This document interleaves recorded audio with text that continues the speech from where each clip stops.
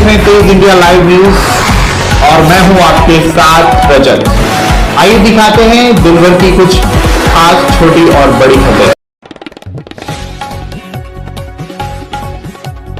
बता दें इस वक्त की बड़ी खबर, जनपद बिजनौर के थाना हल्दौर क्षेत्र के झालू चौकी पर तैनात दरोगा ने खाकी वर्दी को किया बदनाम। पति पत्नी के विवाद में दरोगा आईओ ने की हदें पार। दरोगा में पीड़ित महिला की आपत्तिजनक मोबाइल ऑडियो हुई वायरल। वहीं एसपी नीरज कुमार यादव ने दरोगा को किया सस्पेंड। दरअसल आपको बता दें जनपद बिजनौर के थाना हल्दौर पर एक महिला ने पति पत्नी के विवाद में मुकदमा पंजीकृत कराया था, जिसमें झालू चौकी पर तैनात दरोगा ने विवेचना के दौरान खाकी वर्दी को किया बदनाम। वहीं दरोगा में पीड़ित महिला की आपत्तिजनक मोबाइल ऑडियो हुई वायरल।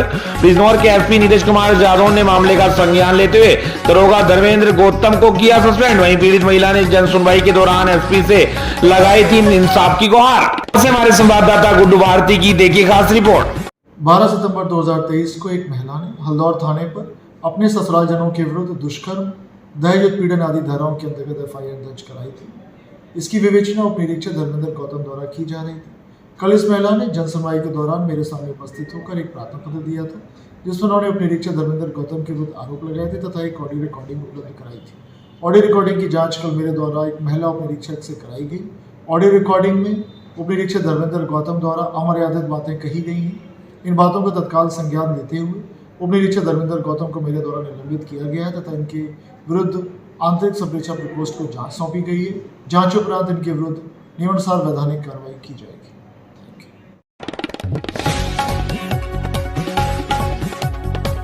आपको बता दें इस वक्त की खबर जनपद बिजनौर के चांदपुर से, जहां बंद पड़े मकान में चोरों ने दिया चोरी की वारदात को अंजाम। लगभग 50,000 का सामान चोरी। पीड़िता ने पुलिस को शिकायती पत्र देकर चोरी का खुलासा करने की मांग। जी हां, आपको बता दें पूरा मामला जनपद बिजनौर के चांदपुर नगर के मोहल्ला पतियापाड़ा क्षेत्र का है। महिला रियाना पत्नी मुख्तार ने थाने में तहरीर देते हुए बताया कि उसने अपना घर किराए पर दे रखा है। एक कमरे में उसका सामान रखा हुआ था। पीड़िता ने अज्ञात तौर पर घर का सामान चुरा ले जाने का आरोप लगाया है। पीड़िता का आरोप है कि दहेज के सामान के साथ कपड़े भी चोर चुरा ले गए हैं। जब मुझे पता चला तो मैंने जानकारी की, लेकिन कोई भी कुछ बताने को तैयार नहीं है। पीड़ित महिला ने पुलिस को शिकायती पत्र देकर चोरी किए गए सामान की बरामदगी की मांग की है। वहीं तहरीर मिलने के बाद पुलिस जांच में जुट गई है। चांदपुर से हमारे संवाददाता पना परवीन की देखिए खास। हमारा घर है, घर बना हुआ था, हम यहाँ पे भी रहते, कहीं और भी रहते हैं। तो देख किराएदार के लिए घर देना आए थे, देखना है तो देखा चोरी हुई। क्या क्या चोरी हुआ? ये सब सारे बर्तन खाने पकाने के जितने भी थे, सिलेंडर वगैरह, जो खास बर्तन थे, और जो हमारी समदन का सामान था उसकी तो कोई गिनती ना, बहुत सामान था उनका। कितना नुकसान हुआ है? शायद होगा मेरे अंदाज 50,000 से ज़्यादा गए होगा। उनके दहेज का सामान था। तो आप क्या चाहती है? इसी चाहती कि हमें इंसाफ मिले और हमारी चोरी पूरी हो, सामान का नुकसान पूरा हो।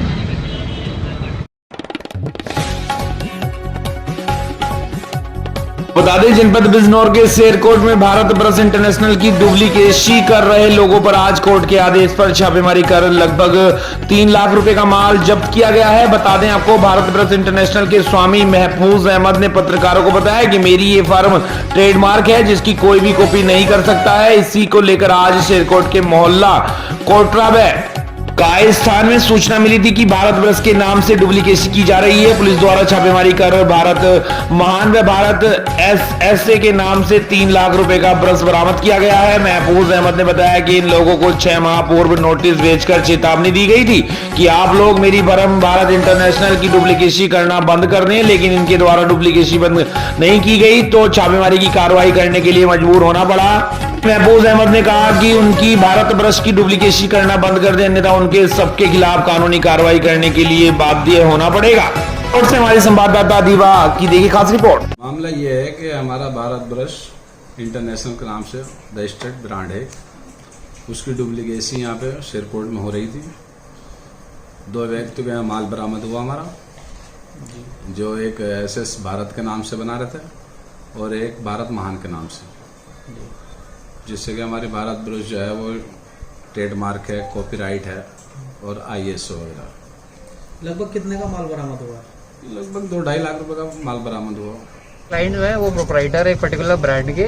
वो पर्टिकुलर ब्रांड मुझे यहाँ पर मिला है। मैं एसपी बिजनौर के पास गया था, मैंने लीगली जो भी कानून जो कार्रवाई होनी थी मैंने प्रॉपर एप्लीकेशन फाइल करी, अपने सर्टिफिकेट दिखाए, वहाँ से पूरा स्क्रूटनाइज होकर डॉक्यूमेंट ये शेरकोट थाना में जो है वहाँ पे ये नोटिफाई हुआ है। मैं थाना इंचार्ज से मिला, उनने मेरी पूरी एप्लीकेशन की स्क्रूटनाइज करी। उसके बाद में पुलिस के साथ मैं जो लीगल कार्रवाई होती है मैं करने आया हूँ। और ये कार्य जो काम जो चल रहा है वो उसी प्रगति या लोग आपका विरोध कर रहे हैं, माल इस तरीके से आप नहीं ले जा सकते। जो काम गलत करते हैं सर आपका शुभ नाम और बता दीजिए। सर मैं जो हूँ अभी मैं एक क्लाइंट की तरफ से आया हूँ, जब तक ये मेरे को आप शुभ नाम तो बताइए, अपना परिचय देने में क्या दिक्कत है? परिचय पूरी होने के बाद ही आपको आप अपना परिचय दे दीजिए ना। को बता दें वही जनपद बिजनौर के अफजलगढ़ कालागढ़ के कारवेट टाइगर रिजर्व के अंतर्गत कालागढ़ रेंज में गश्त के दौरान सैंडल बांध के पास एक बाघ ने एक दैनिक वन श्रमिक पर हमला कर गंभीर रूप से घायल कर दिया। वनकर्मियों ने बाघ के चंगुल से छुड़ाकर अस्पताल में भर्ती कराया, जहां उपचार के दौरान उसकी मौत हो गई है। बता दें जानकारी के अनुसार बुधवार को वन श्रमिक पवन कुमार 32 वर्ष उम्र पुत्र धर्मपाल सिंह निवासी गाँव फतेहपुर धारा रेयर कारवेट टाइगर रिजर्व के अंतर्गत कालागढ़ रेंज की सैंडल बांध चौकी में बतौर दैनिक वन श्रमिक तैनात था कि अचानक उस पर बाघ ने हमला कर गंभीर रूप से घायल कर दिया। शोर सुनकर वन कर्मियों ने वन श्रमिक को छुड़ाने के लिए कई राउंड फायरिंग की तथा उसे बाघ से चंगुल से छुड़ाकर अस्पताल में भर्ती कराया गया। उपचार के दौरान उसकी मौत हो गई। बाघ के हमले से वन विभाग में दहशत का माहौल है तथा मृतक के परिजनों में कोहराम मचा हुआ है। उधर कारवेट टाइगर रिजर्व के निर्देशक डॉक्टर धीरज पांडे ने मृतक के परिवार को तत्कालीन सहायता आदि देने के निर्देश देते हुए घटनास्थल का निरीक्षण कर कैमरा ट्रैप लगाने के लिए निर्देश दिए हैं। अफजलगढ़ से हमारे संवाददाता विनय भार्गव की देखिए खास।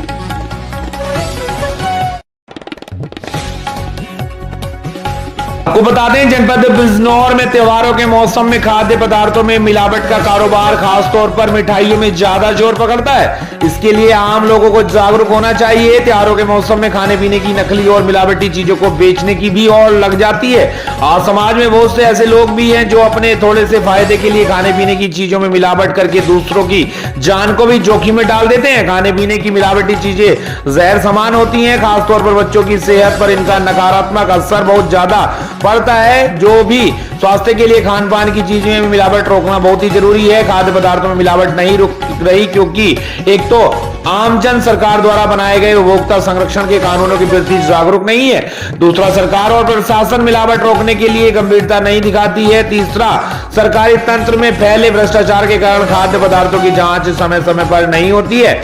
वहीं सरकार और प्रशासन को आम जनमानस की सेहत की सुरक्षा के लिए गंभीरता दिखानी चाहिए। बाजार में बिकने वाली चीजों की समय समय पर जांच करनी चाहिए। यह भी कहना उचित होगा कि विज्ञापनों के भ्रम में आकर अपनी सेहत के साथ खिलवाड़ करना गलत है। मीडिया समय समय पर मिलावटी या बनावटी खाने पीने की चीजों से सेहत पर होने वाले नुकसान का खुलासा करती रहती है। हमारे संवाददाता गुड कुमार की देखिए खास।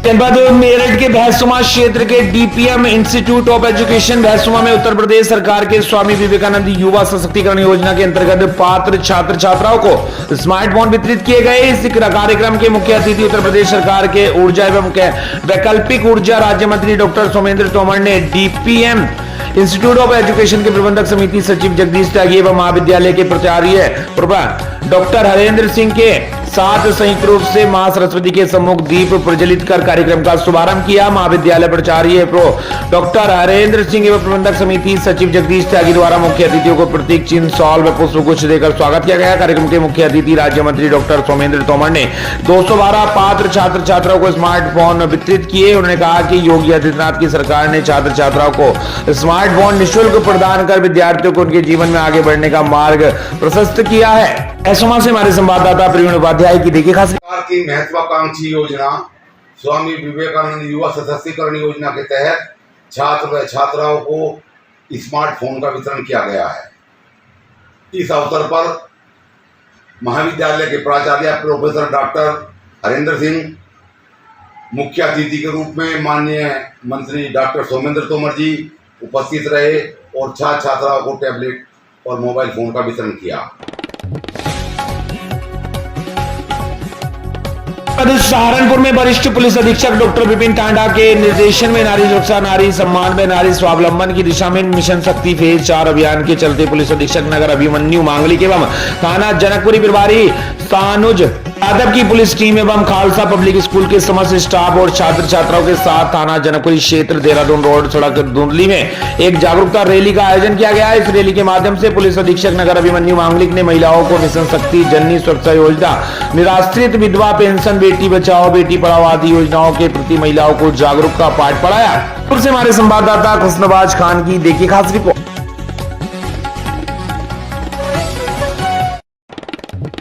को बता दें उत्तर प्रदेश के जनपद बुलंदशहर में नई मनचलों की खैर। जी हां, आपको बता दें उत्तर प्रदेश के जनपद बुलंदशहर में मनचलों को पकड़ने शादी वर्दी में निकली एएसपी अनुकृति शर्मा। खुद मनचलों की करतूत का शिकार हुई महिला अफसर अनुकृति शर्मा।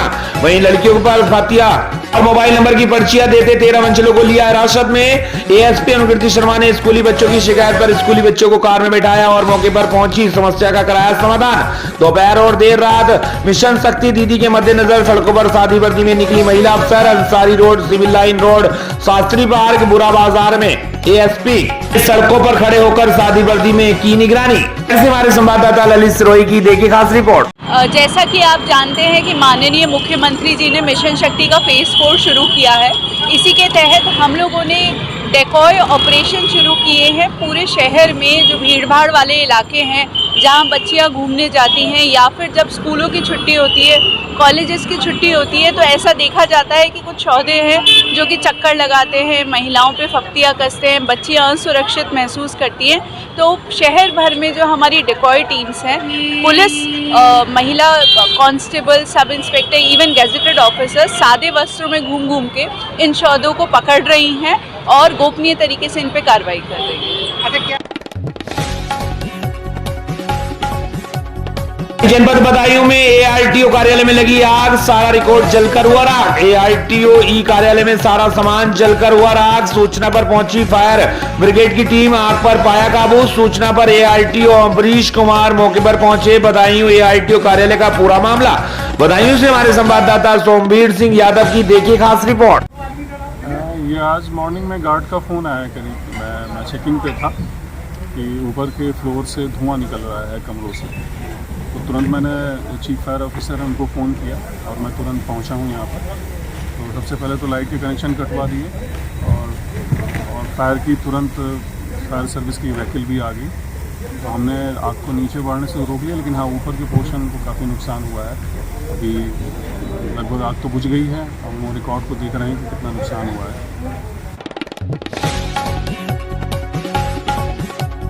को बता दें वहीं जनपद बदायूं के थाना शरीफनगर क्षेत्र के गांव सिरसा खुर्द में आके वाला आश्रम से जुड़ी जमीन के खेत के ऊपर से एससी लाइन गुजर रही है। दिन गुरुवार को लगभग 3 बजे अचानक एससी लाइन में फॉल्ट होने से निकली चिंगारी से खेत में रखे धान पर जा गिरी। देखते ही देखते आग ने विकराल रूप धारण कर लिया। जब अब तक आश्रम पर महात्मा संत कुछ समझ पाते तब तक आग ने विकराल रूप धारण कर लिया था और लगभग 5 बीघा के धान जलकर खाक हो गए हैं, जिसकी सूचना आश्रम के महात्मा राम मुनि ने बिजली विभाग के कर्मचारियों को दी है। बता दें आपको किसी ने भी आकर नहीं देखा, जिससे ग्रामीणों में साधु संतों में बिजली विभाग के खिलाफ रोष व्याप्त है। बदायूं से हमारे संवाददाता सोमवीर सिंह यादव की देखिएगा रिपोर्ट। यहाँ 11,000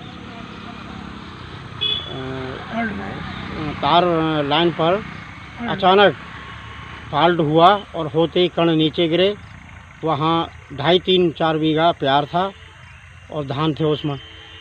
वो दोनों जलकर राख हो गए। हम जब तक दौड़े पानी वानी लेके भागे सेवादार लोग, तब तक यहाँ बिल्कुल कुछ नहीं रहा।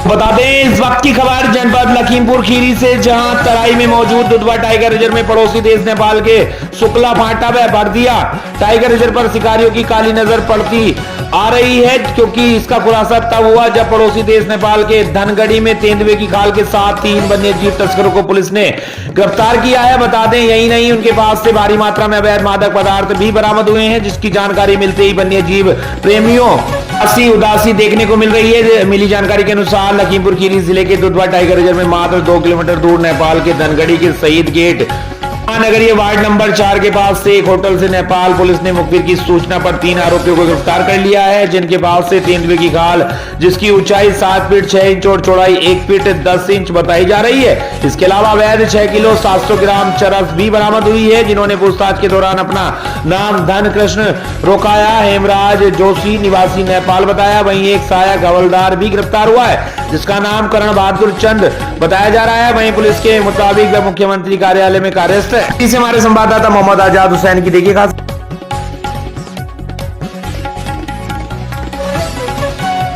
बता दें वहीं झांसी के गरोठा में एसओ से भद्रता करने पर थाना ककरवई में गरोठा विधायक जवाहर राजपूत के पुत्र सहित 5 लोगों के विरुद्ध विभिन्न धाराओं में मुकदमा दर्ज किया गया है। बता दें आपको बुधवार को खरमाच के टोकन पर 2 पक्षों के बीच विवाद हुआ था, जिसमें बालूघाट के कर्मचारियों द्वारा ककरवई थाना पुलिस को सूचना दी गई थी। गरोठा विधायक जवाहर राजपूत के पुत्र राहुल राजपूत ने अपने साथियों के साथ मिलकर कांटे के पास बने टोकन पर मौजूद लोगों के साथ मारपीट की है। घटना की सूचना पर मौके पर पहुंची ककरवई थाना पुलिस द्वारा दोनों पक्षों को पूछताछ के लिए थाने लाया गया था, जहां थाने में दोनों पक्षों की आपसी सहमति के बाद समझौता हो गया था।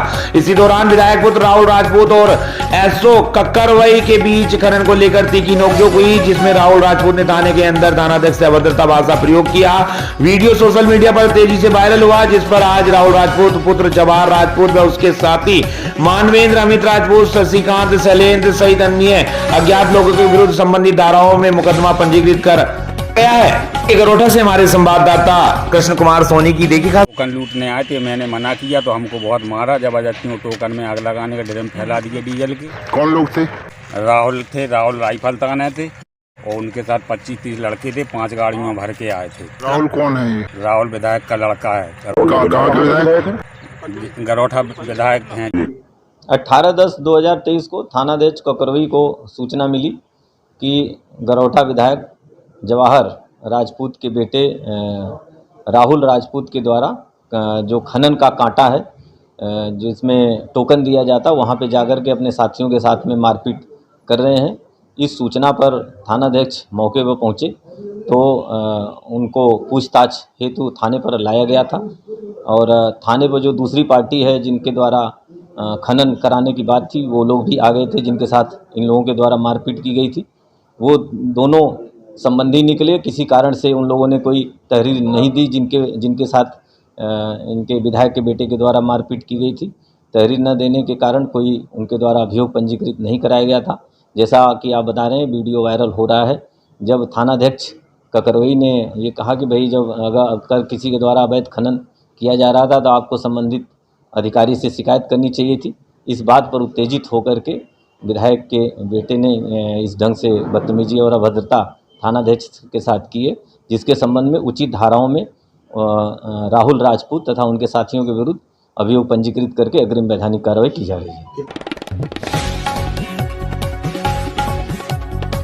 वहीं जनपद महोबा के पनवाड़ी ब्लॉक सभागार में भारतीय जनता पार्टी के नए जिला अध्यक्ष का भव्य स्वागत किया गया, जो कि माला पहनाई तथा शॉल उड़ाकर एवं गदा फोटो भेंट करके सम्मान किया गया है एवं वोटर लिस्ट में नए योग्य वोटरों के नाम जोड़ने के लिए समस्त पदाधिकारियों को बताया गया कि किस तरह वोटर लिस्ट में नाम जोड़ना है और जो वोटर अब योग्य नहीं है उनके नाम वोटर लिस्ट से कटवाना है। जिला अध्यक्ष अवधेश गुप्ता ने पार्टी के सभी कार्यकर्ताओं का धन्यवाद किया, जिसमें जिला उपाध्यक्ष हरिनारायण यादव, जिला महामंत्री मंगल मान, ब्लॉक प्रमुख अंजना अनुरागी एवं ब्लॉक प्रमुख प्रतिनिधि प्रकाश, मंडल अध्यक्ष संतोष विश्वकर्मा, चरखड़ी ग्रामीण नीरज द्विवेदी, संतोष पाठक, अजय परिहार, संतोष अग्निहोत्री एवं समस्त कार्यकर्ता मौजूद है और नरेंद्र मोदी को फिर से प्रधानमंत्री बनाने में सहयोग करेंगे। पनवाड़ी से हमारे संवाददाता मनोज सोनी की देखिए खास।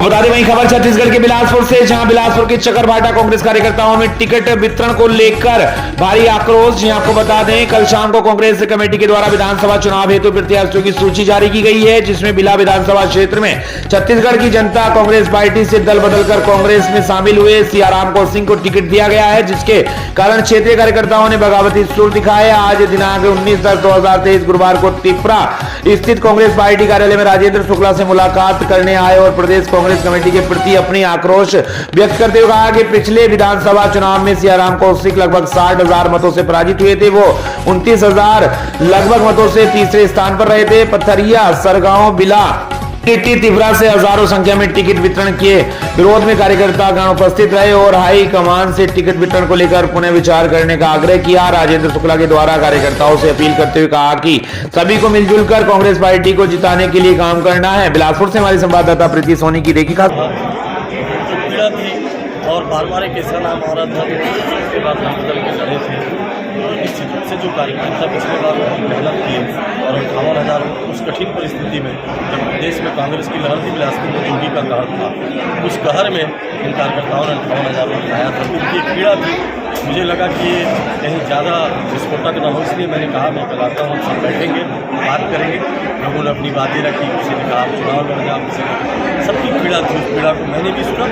हम सब ने एक दूसरे को दुख को बांटा भी और इस बात को एक्सेप्ट किया कि कांग्रेस हाईकमान को अधिकार है टिकट देने का, तो उनके निर्णय पर हमें कोई आपत्ति नहीं। लेकिन इस विधानसभा में जो जनभावना थी, कार्यकर्ताओं की भावना थी, उसका सम्मान शायद नहीं हो पाया। अगर मुझे नहीं मिला, आज भी सर्वाधिक पूरे क्षेत्र में 5 साल तक मैंने जितना दौरा किया सब लोग जान रहे हैं, जैसे सब लोग बता रहे थे, हर बूथ पर मैं 5-5 7-7 बार पहुँच गया। इस बार बहुत अच्छा वातावरण था। और कांग्रेस की अपनी एक परंपरा है कि हमको सभी वर्ग को लेकर चलना है। 3-4 जनरल सीट उधरी हो गई, जो बिलहा को फिर से ओबीसी बनाएंगे, एक ओबीसी जोड़नी भी देंगे, व्यवस्था बनी होगी। आपको बता दें, वहीं जनपद बिलासपुर में कलेक्टर एवं जिला निर्वाचन अधिकारी अवनीश शरण एवं एसपी संतोष कुमार सिंह ने रात में दौरा कर विधानसभा चुनाव के लिए कोनी और सकरी में बनाए गए जांच नाके में तैनात एसएसटी दल के कामकाज का निरीक्षण किया। उन्होंने सड़क पर उतरकर स्वयं आधा दर्जन वाहनों की जांच की। मंगला चौक एवं तिपरा चौक का भी निरीक्षण किया। उन्होंने विशेषकर अन्य जिलों के पासिंग वाहनों की सघन जांच करने को कहा। जांच के दौरान आवागमन बाधित नहीं हो, इसके लिए वाहनों को किनारे खड़ी करके जांच करने के निर्देश दिए। इस दौरान नगर निगम आयुक्त कुणाल दुदावत भी उनके साथ मौजूद थे। उन्होंने संधारित पंजी की जांच की। जांच किए जा रहे सभी वाहनों का रिकॉर्ड दर्ज करने को कहा। स्वतंत्र और निष्पक्ष तरीके से चुनाव संपन्न कराने के लिए जिले में 19 निगरानी दल और 19 फ्लाइंग स्क्वाड टीम तैनात हैं। चुनाव में मतदाताओं को प्रलोभन देने के लिए कैश, शराब, अन्य सामग्री की जब्ती इन टीमों द्वारा की जा रही है। कलेक्टर एसपी रायपुर रोड स्थित भोजपुरी टोल नाके के भी पहुंचे। कलेक्टर ने एसएसटी टीमों में और मैन पावर की जरूरत को ध्यान में रखते हुए परिवारों की भी ड्यूटी लगाने के निर्देश दिए। हमारे संवाददाता प्रीति सोनी की देखिए खास